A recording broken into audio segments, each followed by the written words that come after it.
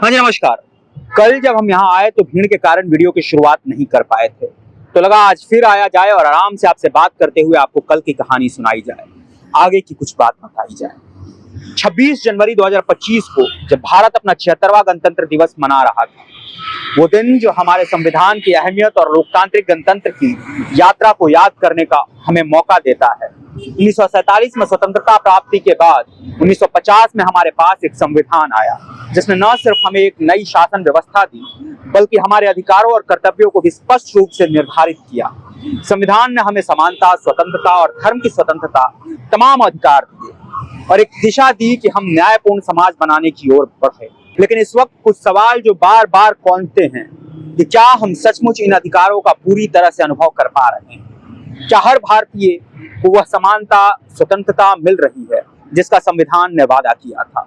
आज भी हमारे समाज में असमानता, भेदभाव और बेरोजगारी की समस्याएं बरकरार है। क्या हमारा संविधान इन चुनौतियों से लड़ने में पूरी तरह सक्षम हुआ है, या कभी कभी ये सिर्फ बस कागजों पर ही नजर आता है? संविधान ने एक स्वतंत्र न्यायपालिका की नींव रखी, लेकिन क्या ये न्याय हर नागरिक तक पहुंच पा रहा है? क्या गरीब, हाशिए पर खड़े लोग समान रूप से न्याय का अनुभव कर पा रहे हैं, या न्यायालयों में आर्थिक और सामाजिक असमानताओं का असर दिखने को मिलने लगा है? हमारे संविधान में धर्मनिरपेक्षता का सिद्धांत है, लेकिन क्या हम सचमुच अपने जीवन में उसे लागू कर पा रहे हैं? धर्म, जाति और समुदाय के नाम पर होने वाली हिंसा और असहिष्णुता आज भी हमारे समाज में व्याप्त है। क्या हमारे संविधान ने इस समस्या को सुलझने में सफलता प्राप्त कर ली है, या यह केवल एक आदर्श रूप में रह गया है, एक आइडियल थॉट बनकर रह गया है? संविधान ने संघीय व्यवस्था की बात की थी, लेकिन क्या केंद्र और राज्य सरकार के बीच शक्तियों का संतुलन सही मायने में कायम है?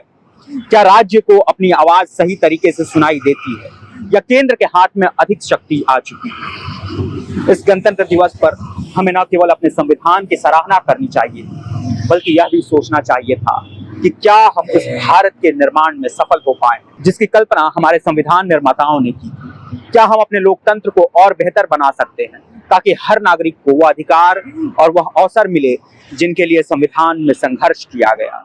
कॉन्स्टिट्यूशन और हमारे देश का संविधान तो सही है, लेकिन अम्बेडकर जी जो करके गए हैं सही है। उसमें भी आज 75 साल हम लोग भी सिक्योरिटी में रह रहे हैं, बहुत ही अच्छी बात है। लेकिन इसमें भी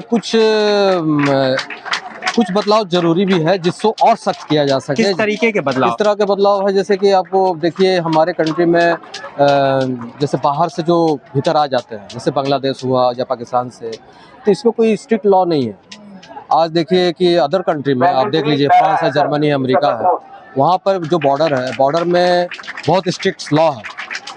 तो उस तरह का लॉ यहाँ पर बना ही नहीं है, और इसमें हमेशा एक पॉलिटिकल प्रेशर आता है। उसी में सब वोट बैंक, कितने लोग हैं जो वोट बैंक के लिए इसको ऊपर में बोलते हैं, लेकिन स्ट्रिक्ट लॉ नहीं कर पा रहे हैं। बॉर्डर में क्या होता है समझ में नहीं आता, लेकिन इस तरह से लाखों लाख करोड़ों लोग जो है कि इतने सालों में ढुक गए हैं यहाँ पर कि हम लोग का देश का पॉपुलेशन बढ़ते जा रहा है, लेकिन किसी को पता नहीं है।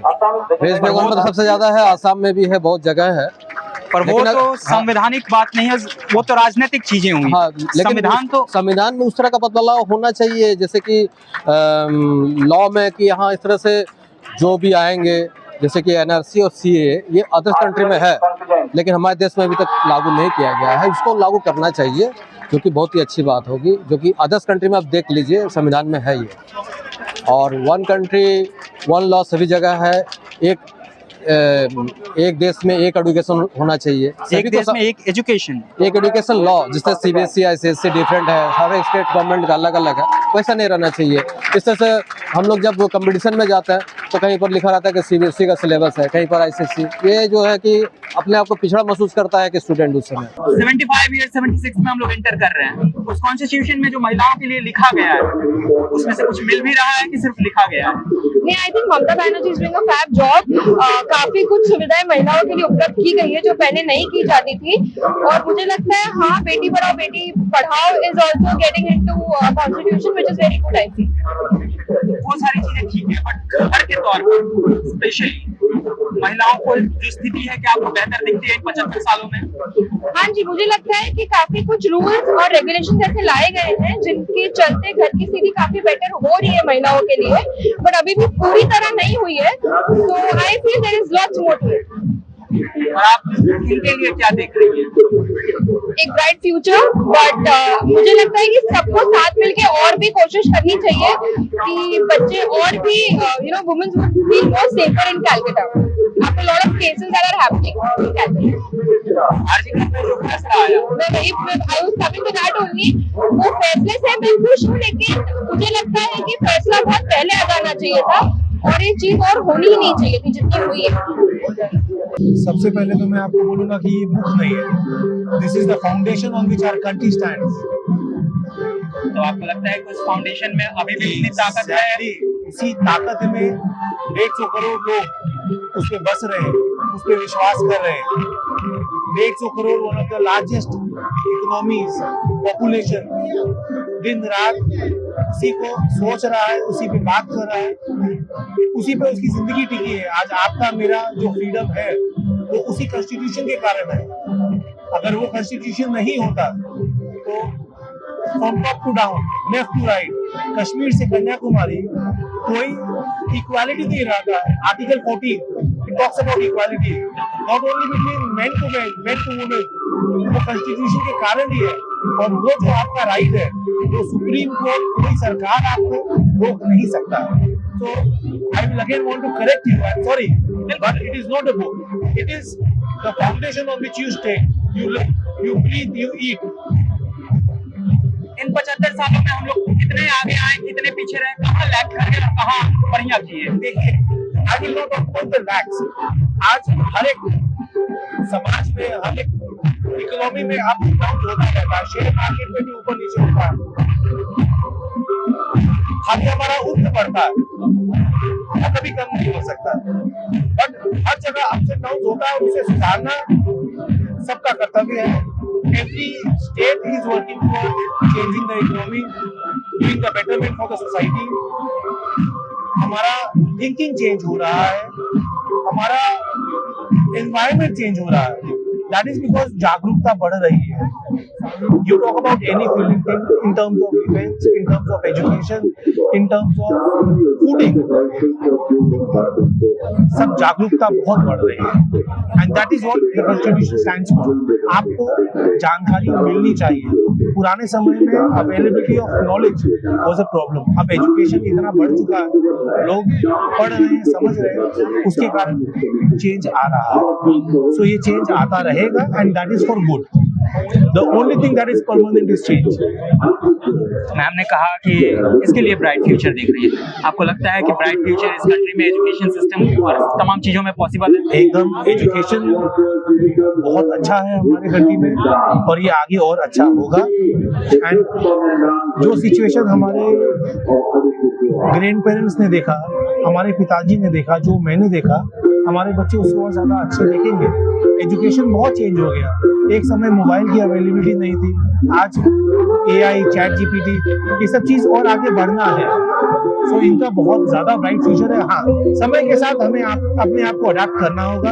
अगर हम अडाप्ट नहीं करेंगे तो डायनासोर्स भी एक्सटिंक्ट हो गए थे, तो हम तो मनुष्य हैं। तो ये था कोलकाता का गणतंत्र दिवस। इसके खास मौके पर यहाँ रेड रोड में भव्य परेड का आयोजन हुआ, जिसके साक्षी यहाँ मौजूद सभी लोग, और अगर आपने ये वीडियो देखा तो आप भी रहे, जिसमें देश भर से आए लोग, चाहे वो फिर सिविलियंस हो या फौज के हो, सभी ने एकजुट होकर अपने संविधान के प्रति सम्मान और देश के प्रति निष्ठा को व्यक्त किया। इस दौरान हम यहाँ मौजूद कुछ लोगों से बात करने की कोशिश कर रहे थे ताकि ये समझ सके कि ये संविधान जिसका ये उत्सव मनाया जा रहा है, उनके जीवन में यह कितना मायने रखता है, उनके जीवन पर इसका क्या असर है, किस तरीके से उनकी सुरक्षा करता है ये संविधान। आजकल नेशनल पॉलिटिक्स में इसे बदलने की एक बड़ी चर्चा लगी हुई है। कुछ ने कुछ कहा, कुछ ने अपना जान बचाया कैमरा पर बोलने से, कुछ ऑफ कैमरा बोले, लेकिन गणतंत्र दिवस पर जब हम संविधान की बात करते हैं तो एक सिर्फ कानूनी दस्तावेज नहीं, बल्कि हर भारतीय नागरिक के जीवन का अभिन्न हिस्सा है। एक चीज हमने और नोटिस की कि यहाँ बच्चे और महिलाओं की संख्या भारी रूप में थी। इस खास दिन पर जहाँ देश भर में गणतंत्र दिवस का उत्सव मनाया जा रहा था, वहीं लोग यह भी महसूस कर रहे थे कि संविधान अब भी उनके जिंदगी में उतना ही प्रभावी और प्रासंगिक है। यह सिर्फ एक ऐतिहासिक दस्तावेज नहीं बल्कि आज भी एक जीवित और क्रियाशील कानून है जो हर भारतीय की स्वतंत्रता और सम्मान की रक्षा करता है, जो हर भारतीय नागरिक के जीवन को प्रभावित करता है और उनके अधिकारों की सुरक्षा करता है। गणतंत्र दिवस मनाना, यहाँ उपस्थित होना, यह सिर्फ देश के गौरव का प्रतीक नहीं बल्कि यह हमारी संविधान से जुड़ी प्रतिबद्धता को भी दर्शाता है। खैर, ये तो बातें हुई संविधान की, लेकिन एक संविधान तो यह भी होना चाहिए कि हम जहाँ चाहे वहाँ की साफ सफाई हमारे ऊपर हो। यहाँ मौजूद आप तमाम लोग जो थे वे चले गए, लेकिन पीछे छोड़ गए अपने ये कचरा जो आप यहाँ पड़ा हुआ देख रहे हैं। इसमें सरकार का कोई दोष नहीं, ये हम भारतीय समाज के लोग हैं जो अपनी मौजूदगी का एक हिस्सा हमेशा छोड़कर चले जाते हैं। ये हमने आपको गंगा सागर के रिपोर्ट में भी कहा था, आपको हम आज भी कह रहे हैं, ये जो कचरा यहाँ छूट रहा है इसमें सरकार का कोई दोष नहीं होता। ये हम समाज के लोग हैं जो अपने जाने के बाद अपनी गंदगी छोड़ जाते हैं। इस पर हमें ध्यान देने की ज़रूरत है।